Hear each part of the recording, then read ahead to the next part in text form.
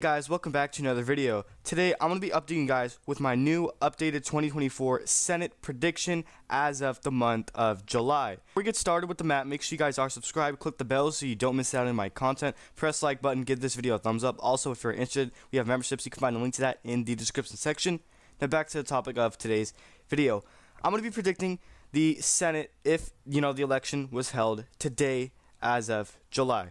So starting off with the likely states for the Democratic Party, I do think New Mexico, as well as a state like Virginia, is going to be likely for the Democrats. I believe Martin Heinrich is the Democratic candidate for Senate in the state of New Mexico. I think he should be, be able to comfortably win that by somewhere in between 7 to 10 percentage points. A likely margin. I just don't think it's going to be competitive at all. But as for Virginia, obviously Tim Kaine always wins here. He is the incumbent, I believe, and he also was Hillary Clinton's vice presidential candidate. And so I do think he's probably more than likely going to win by a comfortable margin at the end of the day, ultimately. And I also do think that Maryland is going to be likely instead of safe. Angela Alsobrooks is going to win.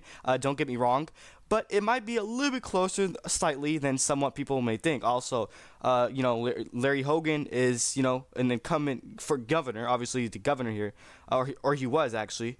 But still, I just think Biden being the nominee at the, very highest ticket for the Democrats, I think can hurt some of the Democrats in the down ballot races. For example, in the Senate, some of these governor races, as well as the House of Representatives. Biden being at the top of the ticket can hurt some of these fellow Democrats. And so with that being said, I think that can also play a role in Maryland for the Senate as well. But as for the likely states for the GOP, I do think Florida will be likely for Rick Scott. I think Rick Scott would win by probably 7% at the end of the day, which is actually less of a margin than Marco Rubio. I do think Marco Rubio is slightly more popular than someone like Rick Scott is. Some people call him Rhino. He's part of the establishment, and he's just a neocon, but still, he still supports Trump at the end of the day. So Florida is very MAGA, and so if he supports Trump, as long as that happens, he still should be able to win. Also, the Democratic Party in the state of Florida is just an utter disaster. They don't even have candidates to run, and basically the entirety of Florida statewide has abandoned the Democratic Party. That's the only likely states for the Republicans. Now moving on to the lean states. So for the lean states for the GOP, I think is going to be Texas,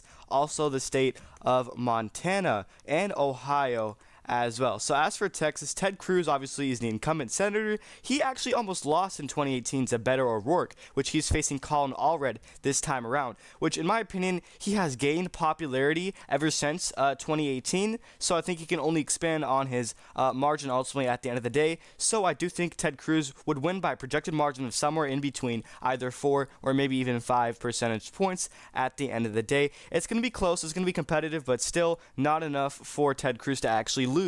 And Biden being at the top of the ticket can hurt Colin Allred on the Senate because he's so unpopular, and it will lower the turnout if Biden is the nominee. And I believe Chuck Schumer is actually trying to, delay the Democratic National Convention, by the way, which also can play a major impact in this election, and that will actually go to Donald Trump's benefit ultimately at the end of the day. And then the lean states for the Democrats, in my opinion, is going to be Pennsylvania. Bob Casey is basically an electoral juggernaut. He always wins here comfortably. I think this time around it's going to be slightly closer because Biden being at the top of the ticket is so unpopular. It will lower and decrease turnout for the Democrats, and it will help David McCormick. But still, David McCormick actually lost in the primaries back in 2022 to Dr. Oz, who was a failed candidate.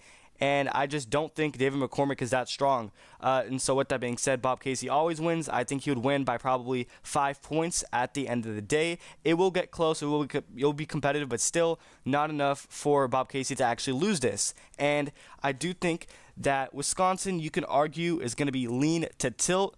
At this point in time, I'm going to characterize it as tilt for now because Donald Trump has all the momentum. I know we're talking about the Senate, but still, even on the presidential level, Donald Trump can really drive turnout, especially if Biden does not, get high turnout in Milwaukee. That's the only reason why he won this state back in 2020. If Trump can run up the numbers in Door County, by the way, which if he does, he's probably going to win this state, and it will help whoever is the Republican, for Senate here. I believe it's Eric Hovde, and he's out, funding, I believe, Tammy Baldwin. Tell me if I'm wrong, but he's raising a lot of money in this state. He's actually very rich, so that can actually go in favor of the the Republicans in Wisconsin Senate race, but still Tammy Baldwin, just like Bob Casey from Pennsylvania, is an electoral juggernaut. She always wins in the state. She always wins re-election. Once again, she will again, so I do think she'll win by probably 1 to 2 percentage points if the Senate was held today. I do want to go over Montana and Ohio really quick. Obviously, Tim Sheehy is not the incumbent, and Jon Tester, the Democratic incumbent, is running up for re-election in the state of Montana.